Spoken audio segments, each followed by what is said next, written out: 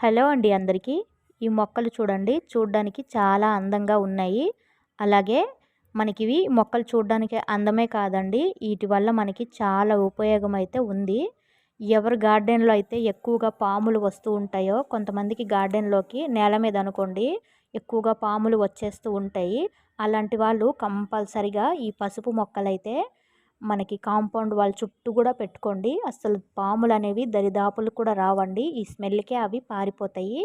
నాకు ఎలా తెలుసంటే మేము చిన్నప్పుడు మాది పల్లెటూరండి. మేము చిన్నప్పుడు మా ఇంట్లో గాని, పక్కింట్లో అలా వీధిలో ఎవరింట్లో పామొచ్చినా సరే పసుపు ఉంటుంది కదా! పసుపు పొడి గాని, లేకపోతే పసుపు కొమ్ములు ధూపం వేసేవాళ్ళండి. మంచి వాసనొస్తది. పాములైతే మళ్ళీ అక్కడికి వచ్చేవి కాదు. వెళ్ళిపోయేవనమాట. అందుకని మనకి గార్డెన్‌లో ఒకవేళ పాములు భయముంటే ఇలా పసుపు మొక్కలైతే అవకాశం ఉన్నంత వరకు నాటేసుకుంటే చాలా మంచిదండి. Thank you.